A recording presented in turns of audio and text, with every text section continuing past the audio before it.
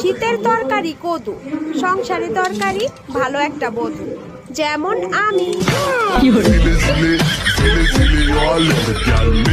খুব পরিশ্রমী ছিল, একটা কল সেন্টারে ভালো ভালো চাকরি করছিল।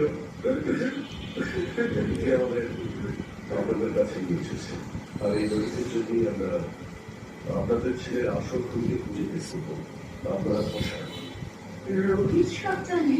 হ্যাঁ, আসলে ওর তো এখানকার সবকিছুই মনে রয়েছে। এখানকার রাস্তা, এখানকার দোকান, আর ওই কুমোর পুকুর সবকিছুই মনে রয়েছে। তাহলে বলজিদের কুমুর জন্য আমার সোনা বাজি, আমার ছেলে বাজি, আমার সোনা ছেলে, আর ভগবান আমাদের মসজিদকে ফিরিয়ে দিয়েছে। মা, তোমার হাতে বানানো সুজি রান্না থেকে খুব ইচ্ছে করছে। হ্যাঁ বাবা, নিশ্চয়ই 10 মিনিট। হ্যাঁ, আর বাবা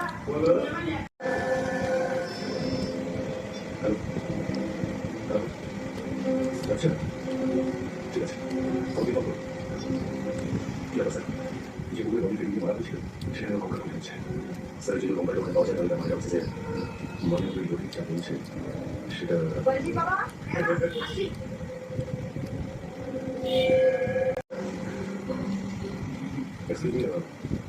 দাদা মনে আছে এই ছবিতে নদীতে ছবি দিয়েছিল?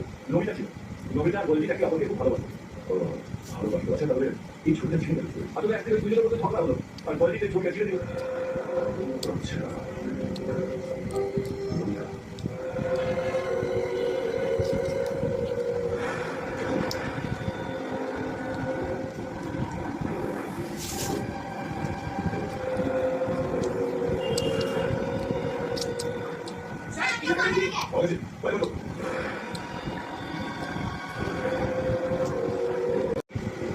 সাল 2003।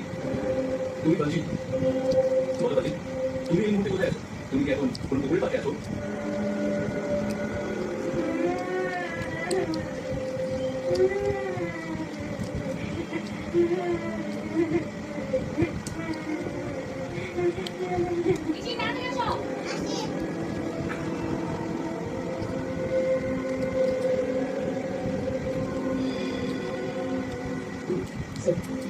রোহিত, চল বাড়ি।